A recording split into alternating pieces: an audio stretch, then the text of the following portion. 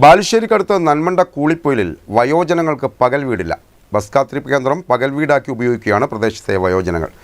ഇവിടെ ഒരു പകൽ വീട് വേണമെന്ന ആവശ്യവുമായി പലതവണ ഗ്രാമപഞ്ചായത്തിലടക്കം നിവേദനം സമർപ്പിച്ചെങ്കിലും യാതൊരു നടപടിയും ഉണ്ടായിട്ടില്ലെന്ന് ഇവർ ആവലാതിപ്പെടുന്നു.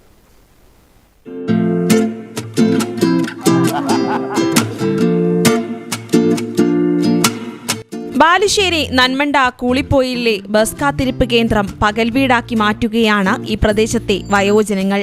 ആഴ്ചയിലെ 4 ദിവസമാണ് ബസ് കാത്തിരിപ്പ് കേന്ദ്രത്തിൽ ഇവരുടെ സംഗമം. ചൊവ്വ, വ്യാഴം, ശനി, ഞായർ ദിവസങ്ങളിലെ സായാഹ്നങ്ങൾ ഇവരുടെ അഭിരുചിയുടെയും താളമേളങ്ങളുടെയും രാഷ്ട്രീയ ചർച്ചകളുടെയും വേദിയാകും. ബസ് കാത്തിരിക്കാൻ വരുന്നവർ പോലും ഇവരുടെ പ്രവർത്തനങ്ങളെ വിലക്കാറില്ല. അവർ മാറി നിന്ന് എല്ലാം ആസ്വദിക്കും. അവർക്കവരുടെ സന്തോഷങ്ങളും മക്കളുടെയും പേരമക്കളുടെയും വിശേഷങ്ങൾ പങ്കുവെക്കാനും ഒരിടം. അതിനവർ തിരഞ്ഞെടുത്തതാണ് തണൽ ബസ് കാത്തിരിപ്പ് കേന്ദ്രം. അപ്പോൾ ഞങ്ങൾക്ക് പ്രായവും മാനസികമായിട്ടും ശാരീരികമായിട്ടും ഒരു സുഖം കിട്ടണമെങ്കിൽ ഒരു പകൽ വീട് ഒന്നിച്ച് ഇരുന്ന് സംസാരിക്കാൻ സ്ഥലം കിട്ടിയാൽ നന്നായിരുന്നു.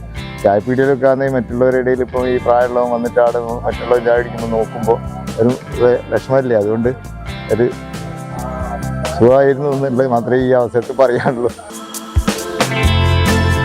കൂളിപ്പൊയിലിൽ 1.5 സെന്റ് റവന്യൂ പുറമ്പോക്ക് ഭൂമിയുണ്ട്. അത് വിനിയോഗിക്കണമെന്ന വയോജനങ്ങളുടെ ആവശ്യം ഇന്നുവരെ അംഗീകരിച്ചിട്ടില്ല.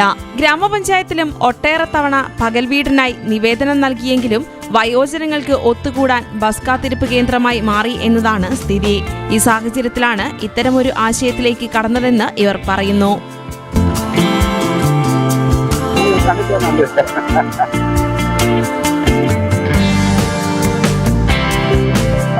News bureau, Balussery.